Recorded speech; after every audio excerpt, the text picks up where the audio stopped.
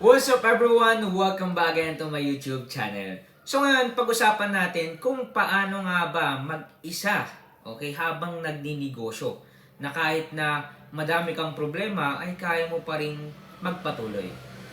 Alright, so bago pa tayong magsimula sa ating vlog na ito, ay kung hindi ka pa na-subscribe sa aking YouTube channel, please subscribe, notification bell para updated po kayo sa ating mga bagong vlog na i-upload in the future.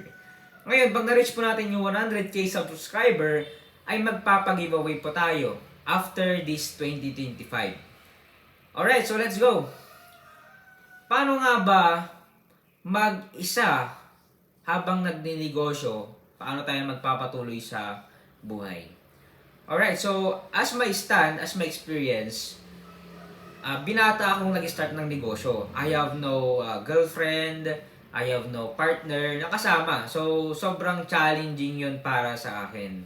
Pero, I have a knowledge, God give us a knowledge and wisdom na ano yung magiging adjustment if you are mag-isa ka lang sa negosyo. O kaya naman, gusto mong lumabas, gusto mong mapag-isa, at paano mo yun makakayanan. Okay, sa akin, minsan ako po ay nagbabasa ng libro kahit mag-isa ako. O kaya naman minsan ay ang kasama ko lagi ay yung Christian song. At kung wala akong makausap na tao, kahit may problema ako or everything, kasi you need a interaction para hindi ka ma-depress, para hindi ka mag-self-pity. Kasi kapag mag-isa mo, mahirap talaga. May advantage pag mag-isa ka, yung gusto mong mapag-isa muna, pero mas maganda pa rin na meron kang kasama at nakakausap. Sa experience ko, kahit na mag-isa ako sa pangninegosyo, kaya gusto kong mapag-isa, kaya wala ka ng choice. Sa akin, ang aking solution diyan is pupunta ako sa nature.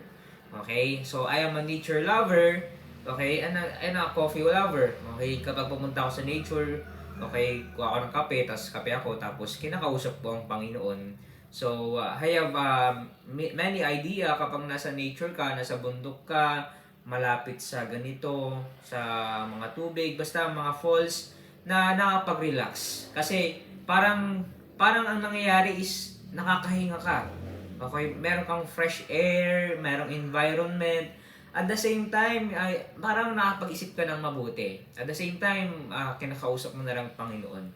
So, as my experience is, that's my solution. If mag-isa ko lang, I have a problem, wala akong makausap, so I will go into nature and then I will kausapin ng Panginoon.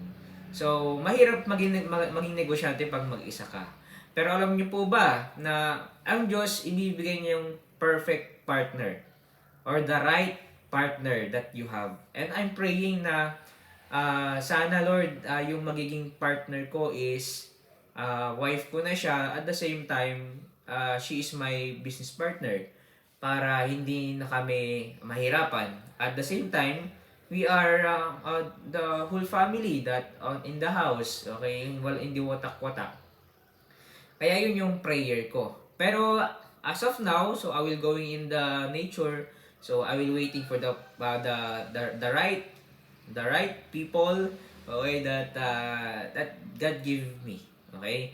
So, yun lang po yung masasabi ko, kaya sana nagkaroon kayo ng idea. Bago pa tayo matapos sa ating vlog, meron pa tayong binibentang libro. If you want to read the book or my book, okay? Medyo mahal lang po ito, Negosyo Reality, pero ito po yung makakatulong po para po sa inyo. Okay? Kung gusto niyo pong mag-order ng aking libro, click nyo lang po yung Facebook page link, official link pa namin sa description, and mag-order lang po kayo at ipapadala po namin agad. Salamat po sa inyong suporta and ingat-ingat po tayong lahat. God bless you all.